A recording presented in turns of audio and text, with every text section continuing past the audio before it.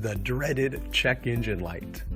Now, these lights can mean a lot of different things, but don't worry, we're going to show you the top 3 reasons, and most of them aren't even that bad. The first is a malfunctioning fuel injector. The second is a loosened gas cap that hasn't been screwed on quite right. And the third is a bad oxygen sensor. So what do you do now?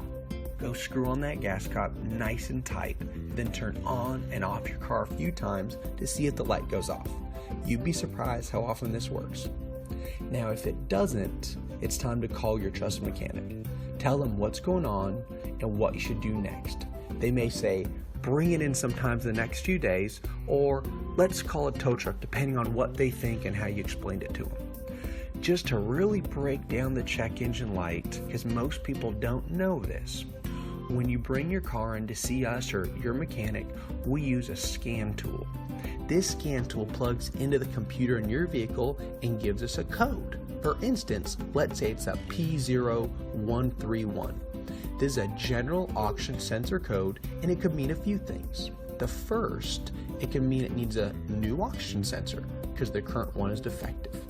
The second, it could mean the wiring harness connected to the oxygen sensor is malfunctioning.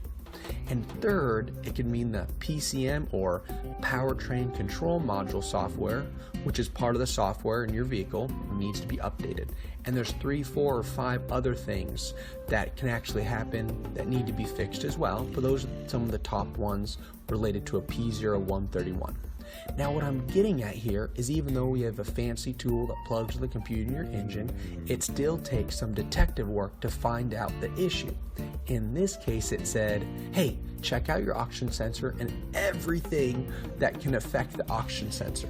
That's what a P0131 actually means. Now, that does help us diagnose the problem in your vehicle quicker because we know where to start. Most shops will hear what you're telling them over the phone, will have some idea which they'll share with you, then they ask you to come in for further inspection. This is how they can actually fix the problem, and it's the same with us here.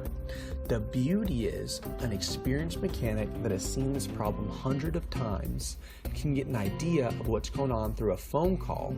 Now, that is not an actual diagnosis, only an idea of what the problem is.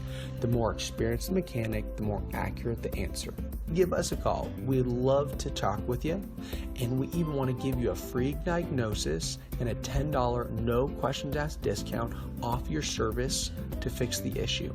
If the diagnosis proves you don't need any repairs, then you can use that $10 off on your next service. Now, when you come and see us, and we pop open the hood, want to plug in the scan tool, and want to do our best to get a really good idea of what's going on in your vehicle right there, and that's completely free.